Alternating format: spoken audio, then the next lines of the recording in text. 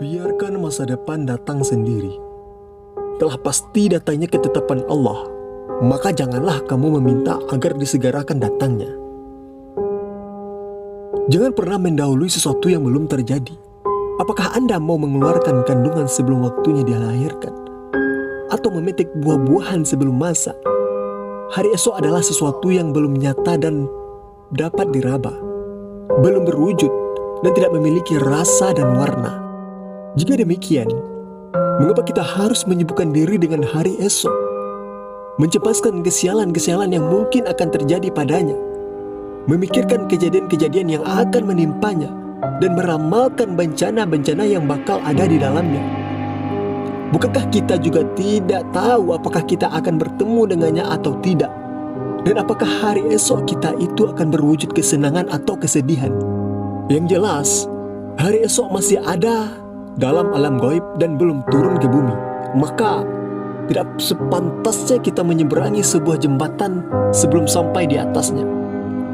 Sebab demikian, siapa yang tahu bahwa kita akan sampai atau tidak pada jembatan itu?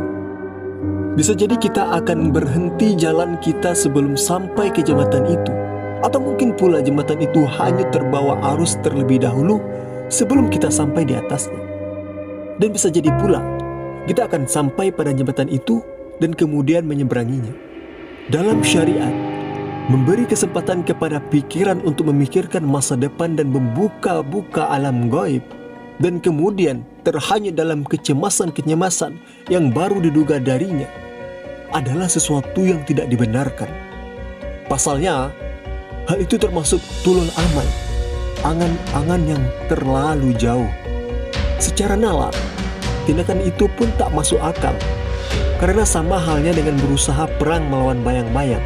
Namun ironis, kebanyakan manusia di dunia ini justru banyak yang termakan oleh ramalan-ramalan tentang kelaparan, kemiskinan, wabah penyakit, dan ekonomi yang kabarnya akan menimpa mereka. Padahal semua itu hanyalah bagian dari kurikulum yang diajarkan di sekolah-sekolah setan. Setan menjanjikan menakut-nakuti kamu dengan kemiskinan dan menyuruh kamu berbuat kejahatan. Sedang Allah menjanjikan untukmu ampunan daripadanya dan karunia. Mereka yang menangis sedih menatap masa depan adalah yang menyangka diri mereka akan hidup kelaparan, menderita sakit selama setahun, dan memikirkan umur dunia ini tinggal 100 tahun lagi. Padahal, orang yang sadar bahwa usia hidupnya berada di genggaman yang lain tentu tidak akan menggadaikannya untuk sesuatu yang tidak ada. Dan orang yang tidak tahu kapan akan mati tentu salah besar bila justru menyibukkan diri dengan sesuatu yang belum ada dan tak berwujud. Biarkan hari esok ini datang dengan sendirinya. Jangan pernah menanyakan kabar beritanya, dan jangan pula pernah menanti serangan petakannya. Sebab hari ini Anda sudah sangat sibuk. Jika Anda heran, maka lebih mengherankan lagi orang-orang yang berani menebus kesedihan suatu masa yang belum tentu matahari terbit di dalamnya dengan bersedih pada hari ini. Oleh karena itu, hindarilah angan-angan yang berlebihan.